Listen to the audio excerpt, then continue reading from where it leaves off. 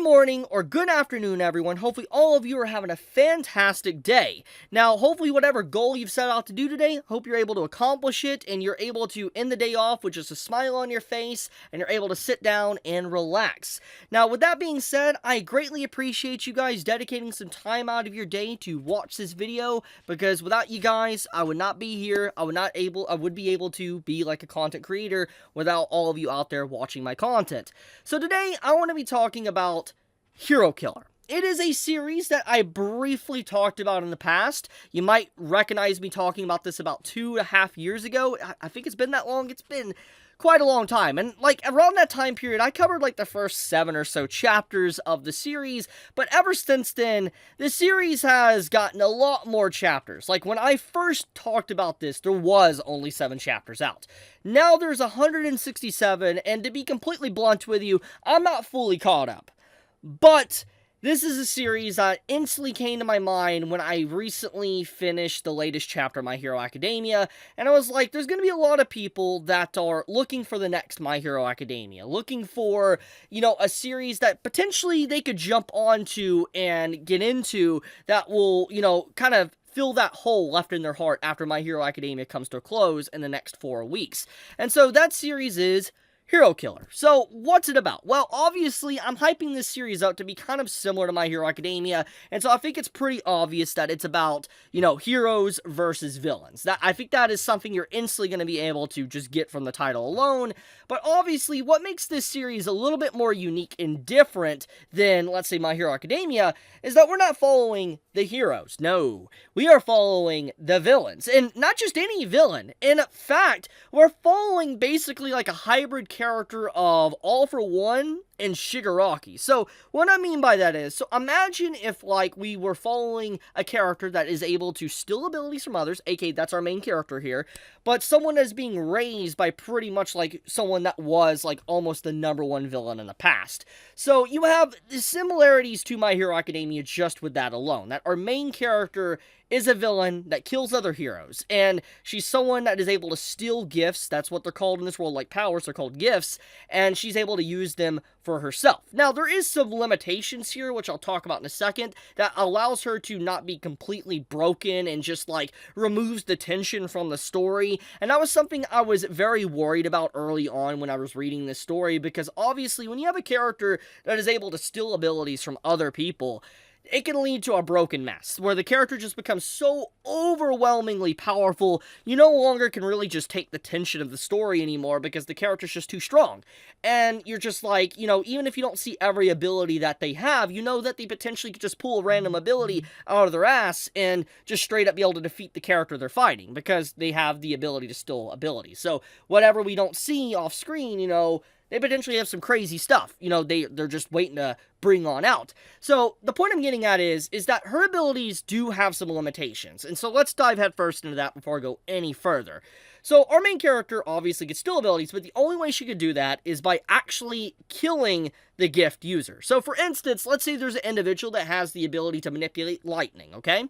She would actually straight up have to kill that guy to fully steal his ability. To have his ability permanently, that person's got to go. So, pretty much, it's kind of like she has to defeat a boss to be able to get that boss's ability. It's kind of like a blue mage, honestly. Anyone that plays Final Fantasy knows what a blue mage is. It's kind of like that. It's pretty much what her ability is. She's got to, fight someone with the ability, and then she's able to use it on her own. But thanks to that circumstance, it does mean that she's not able to necessarily just grab any power she wants from people she walks past. She has to straight up kill them. So she can't instantly go after a broken individual, someone that's just so overwhelmingly broken, and steal their ability. She would have to actually kill them. So, yeah, there is clearly some limitations here that makes her feel not broken. So it obviously stops her from being borderline broken. Now, obviously, I'm still kind of not caught up, so I don't know necessarily if she is going to be completely broken as a character, but at least early on, there's a lot of balance to her, and I love the way she is a perfect blend of, like, Shigaraki and All For One, to the ability stealing, to also basically just, like, following a villain as a main character, like Shigaraki, etc. It's really engaging, and I love stories like this, because obviously, I don't always like following goody-goody two-shoes MCs and stuff. I mean, there's a time and place for that, and I do like those stories to a degree, but I like it when I get to follow more of a morally gray character, or even a character that's just straight up evil. And in this case, obviously her MC isn't necessarily just straight up a black-hearted character. She's morally gray, but she isn't a goody-goody two-shoes. She is not someone that you could just necessarily say is a good person. Now, speaking of, like, similarities, like, My Hero Academia to Hero Killer, I guess let's talk about The Boys, and how that is, also is very similar to this. So I feel like everybody that, has any fascination or interest in superheroes, supervillains, etc., those type of stories, has probably heard about The Boys. I haven't watched the latest season, so I can't necessarily say if it's good or not, but at least the early seasons were pretty enjoyable. And basically, as you know, The Boys is about heroes versus villains, and the heroes are pretty much bad guys. They use villains to give themselves the spotlight, prop themselves up, and give themselves more fame. It's very corrupt. We just straight up see that all the time within the story. Homelander is a good example of this. And because of that, what happens in The Boys is very similar to Hero Killer, to where the hero versus villains, the reason why heroes and villains exist in this world is because the heroes decide to keep the villains around. Like, the heroes completely could wipe out the villains instantly if they wanted. They would have some losses, but they can get rid of all the villain organization and groups. But the reason why they choose not to is because there is a lot of people within the hero society that have bad urges. They have intentions that are not necessarily quote-unquote good.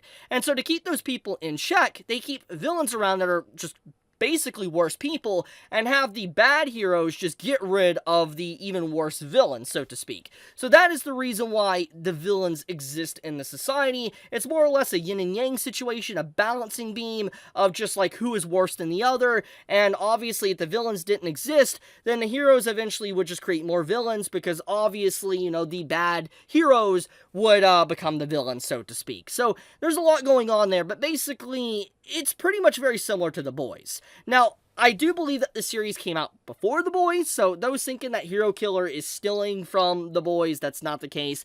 This has definitely been going on a lot longer from my awareness, so yeah, just letting everybody know on that.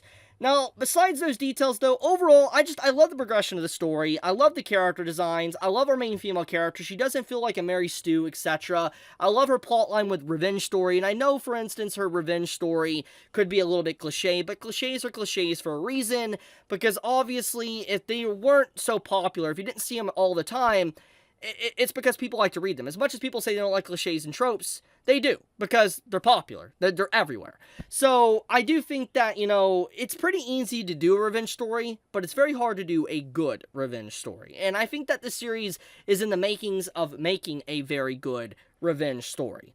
But I'll leave it at that. If you are interested in reading this series, then link in the description. I would greatly appreciate it if you clicked on it. Thank you so much for watching. Be safe, stay healthy. Chibi out.